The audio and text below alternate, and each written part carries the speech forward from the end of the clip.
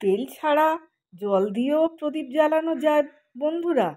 না দেখলে বিশ্বাসই হবে না। চলো তোমাদের সঙ্গে আজকে মানে ভিডিওটা শেয়ার করি, তোমরা দেখতে থাকো। আমি এখানে কি কি উপকরণ নিয়েছি।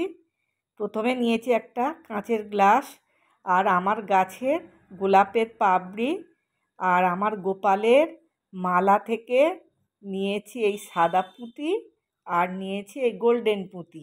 কোনটে দিলে ভালো লাগে দেখি। আর আমাদের বাড়ি কাজ হয়েছিল, সেই বালি থেকে বেছে নিয়েছি নুড়ি।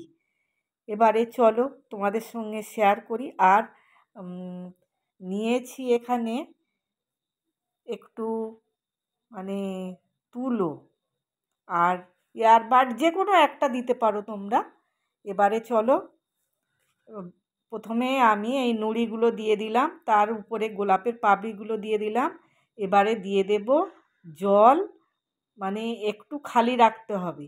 এবারে 1 টিস্পুনের মতন তেল দিয়ে দিলাম, দিয়ে একটা মানে আমি ওই সাদা পুঁতিগুলোই দিয়ে দিলাম লালের উপরে, কত ভালো লাগছে। আর এই কটনের একটা পলতে দিয়ে দিলাম, দিয়ে এবারে জেলে দেবো। দেখো বন্ধুরা কেমন ম্যাজিক হয়, এই কত সুন্দর লাগছে দেখো বন্ধুরা। চলো ঠাকুর ঘরে নিয়ে যাই। যদি ভিডিওটা ভালো লাগে একটা লাইক, কমেন্ট ও শেয়ার করে দিও। টাটা।